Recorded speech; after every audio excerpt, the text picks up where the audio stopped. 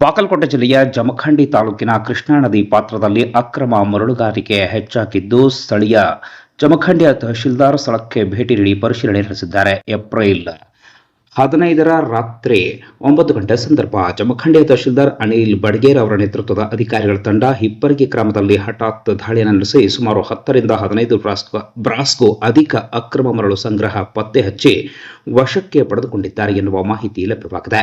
April 17ರ ಬೆಳಗ್ಗೆ 10 ಗಂಟೆ ಸಂದರ್ಭದಲ್ಲಿ ಮಾಹಿತಿ ಲಭ್ಯವಾಗಿದ್ದು, ಕೃಷ್ಣಾ ನದಿ ಬೇಸಿಗೆ ಸಂದರ್ಭದಲ್ಲಿ ಖಾಲಿಯಾಗ್ತಾ ಇದ್ದು, ನದಿ ಪಾತ್ರದಲ್ಲಿ ಅಕ್ರಮ ಮರಳುಗಾರಿಕೆ ನಡೀತಾ ಇದ್ದು, ವಿವಿಧ ಗ್ರಾಮಗಳಲ್ಲಿ ಅಲ್ಲಲ್ಲಿ ಮರಳನ್ನ ಸಂಗ್ರಹಿಸಲಾಗುತ್ತಿದೆ. ಕೂಡಲೇ ಮಾಹಿತಿ ಬಂದ ತಕ್ಷಣ ಸ್ಥಳಕ್ಕೆ ದೌಡಾಯಿಸಿದ ತಹಶೀಲ್ದಾರ್ ಅನಿಲ್ ಬಡ್ಗೇರ್ ಅವರು ಹಿಪ್ಪರಗಿಯಲ್ಲಿ ಅಕ್ರಮವಾಗಿ ಸಂಗ್ರಹಿಸಿಟ್ಟ ಮರಳನ್ನ ವಶಕ್ಕೆ ಪಡೆದುಕೊಂಡಿದ್ದಾರೆ ಎನ್ನುವ ಮಾಹಿತಿ ಲಭ್ಯವಾಗಿದೆ.